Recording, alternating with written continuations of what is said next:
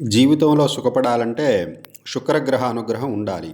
శుక్రగ్రహ అనుగ్రహం లేకుండా ఎటువంటి సుఖాలు సంప్రాప్తించవు. శుక్రుడు ధనానికి కారకుడు, సంతోషానికి కారకుడు, ప్రేమకు కారకుడు, వివాహానికి కారకుడు, సంతానానికి కారకుడు, లగ్జరీస్ లైఫ్ అనుభవించడానికి కారకుడు, మంచి ఇల్లు ఉండాలన్నా, కారు ఉండాలన్నా శుక్రుడే కారకుడు.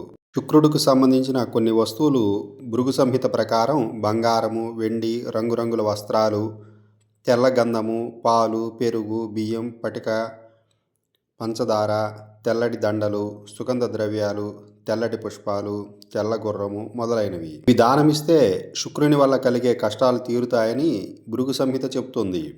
శుక్రుడు సువాసనలు వెదజల్లే తెల్లటి పుష్పాలు, ముఖ్యంగా మల్లెపూలను సూచిస్తాడు.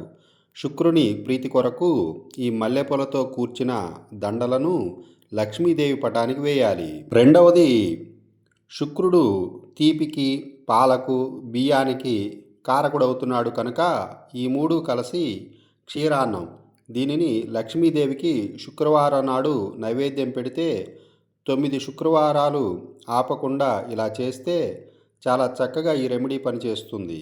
శుక్రగ్రహం స్త్రీ గ్రహం, మన్మధునికి ప్రేమకు సంకేతం కావున మన్మథ మంత్రం జపిస్తే శుక్రునకు ప్రీతి కలుగుతుంది. ఆ మన్మథ మంత్రం ఇప్పుడు చూద్దాం.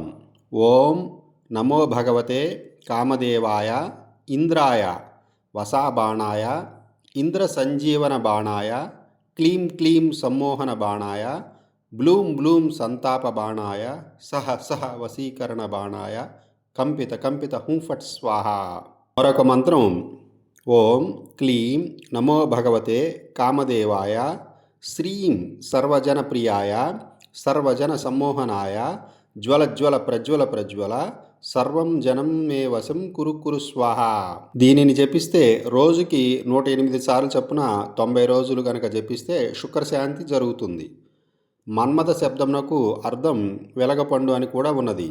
శుక్రుని ప్రీతి కొరకు 162 వెలగపళ్లను 18 మంది ముత్తైదువులకు శుక్రవారం దానం ఇవ్వటం వల్ల శుక్రశాంతి కలుగుతుంది.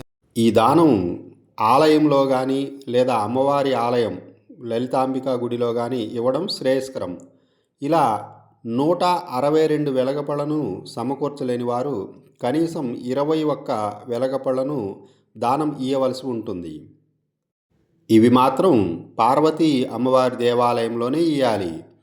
మరొక రెమెడీ ఏమిటంటే చేప బొమ్మ తెల్లటి బ్యాక్గ్రౌండ్పై పెయింట్ వేసిన చిత్రాన్ని, అది కూడా జెండాపై చేప బొమ్మ చిత్రాన్ని ఆగ్నేయ దిశలో దక్షిణ గోడకి పెట్టాలి. ఇది కూడా ఒక మంచి రెమెడీ.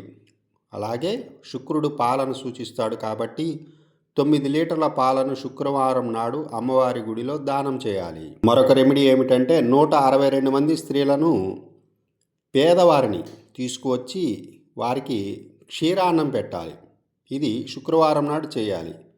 ఇది చేయలేం అనుకుంటే 21 శుక్రవారాలు పార్వతీదేవి దర్శనం చేసుకొని 21 జాకెట్ గుడ్డలను రోజుకి ఒకటి చొప్పున ముత్తైదువులకు పంచాలి.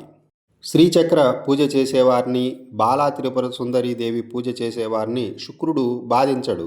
ఇది గమనించగలరు. పై రెమెడీస్ కష్టాలు తీరడానికే కాకుండా సమస్త సంపదలను అనుభవించడానికి దోహదపడుతుంది.